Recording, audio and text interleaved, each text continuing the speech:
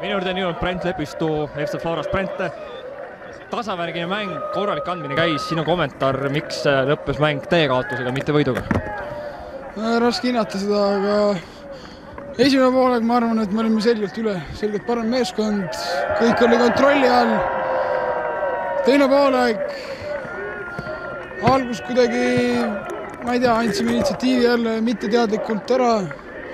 Ja lõpuks ma ei ütle, et teine poolega oli väga kehv esitus meie poolt. Teine poolaeg rünnakul ka jäi ikkagi selgelt millestki puudu. Kas vahetustega midagi sassi läks või mitte?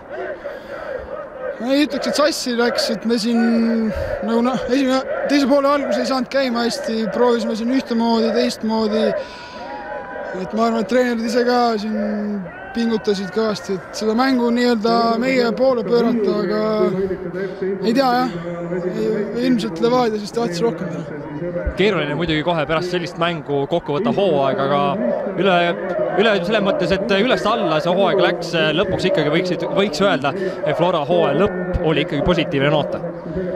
Ja ma arvan, et see viimane pool aasta, mis meil oli tõesti positiivne, aga täiesti rahule ei saa jääda, kuna sellised otsustavad mängud, mis meil olid, et küll tuli siin individuaalseid eksimusi ka täna, et ma ei oska öelda, millest see on, aga ütleme, me võime nii hästi mängida, kui tahame, aga kui me individuaalselt selliseid asju kingime siin iga mäng vastastele, siis me ei vääri seda. Aga aitäh sulle kommentaari eest ja palju edu uuel hooajal!